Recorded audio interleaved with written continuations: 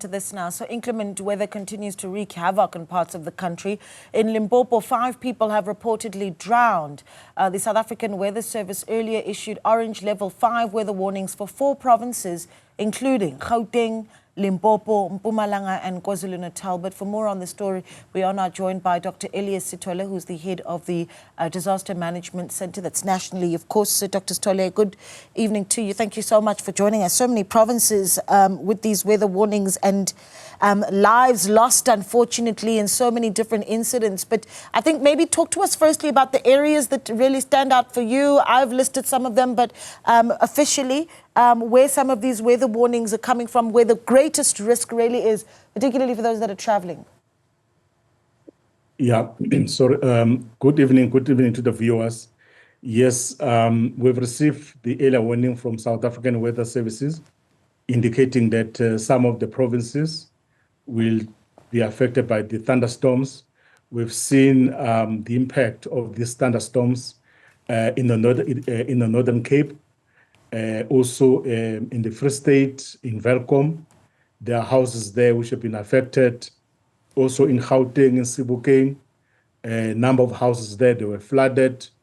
During the course of the day, we've received also a report from Gauteng province indicating that in Merafong local municipality, specifically in Kusong area, we've seen the sinkholes developing there.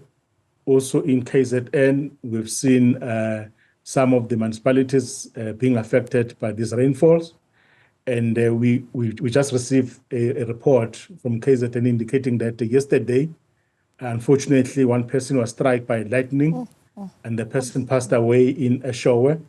Yes, as you've indicated, in Limpopo, that's where we've seen some of the people being affected by these rainfalls, where 2 minors they drowned and 1 adult also drowned as well.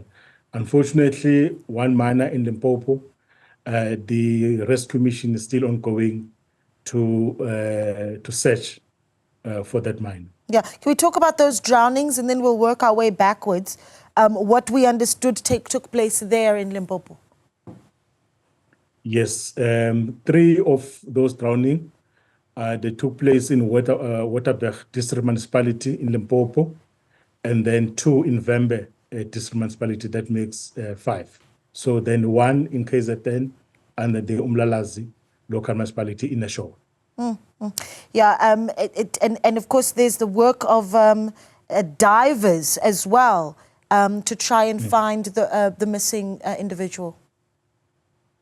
Yeah, the SAPS divers, they work with emergency services. That is the team which we normally deploy when we have got this kind of a situation, so that they're able to do the search and rescue missions. Unfortunately, in Limpopo, we needed to call off that search and rescue mission because of the challenges which the team experienced in relation to the crocodiles and hippo. But we did not call off the search. It is still, it will continue. Yeah, I mean, let's understand here. It's believed that 2 boys drowned because they were wanting to cross a river. And of course, there's a call that obviously will be made to family members.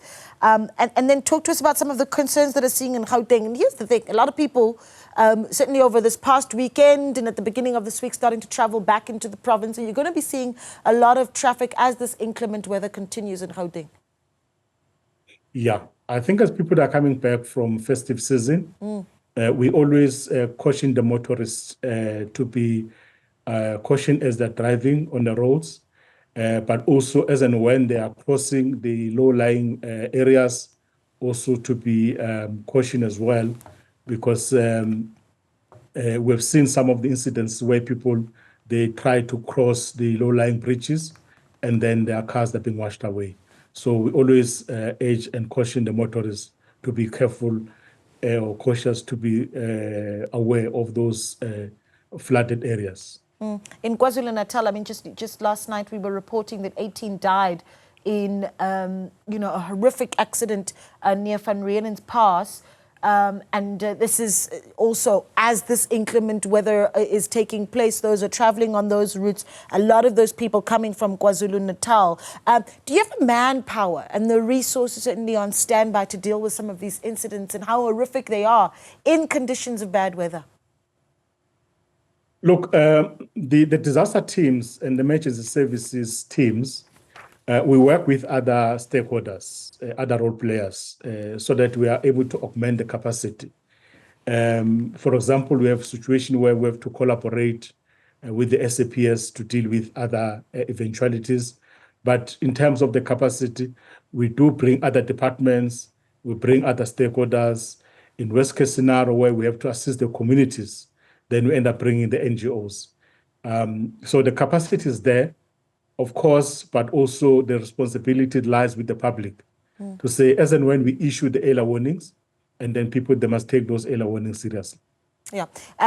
Just final things for us to be thinking about, and this is not just on the roads, but I even think about the drownings and the sort of conversations we need to be having with our families at this time on how to stay safe as water levels continue. I mean, in parts of the northwest as well, we saw some flooding in some areas because of lack of drains. So there's a lot of sort of education that's necessary at this time, I think. Of course, yeah. The awareness campaigns as the National Disaster Center, we've been working with the municipalities to intensify the awareness to the communities, but also as the schools are going to open in the next weeks to come, the parents, they must also try to make sure that their kids are safe, because sometimes you might have a situation where it rains and then those low-lying bridges are flooded, and then they must be able to guide their kids as well.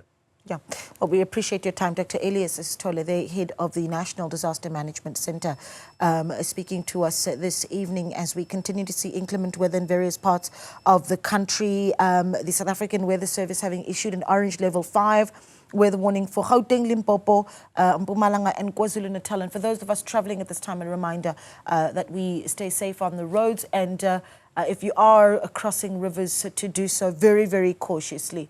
Really consider that decision to do so, as already that has cost lives, young lives in Limpopo.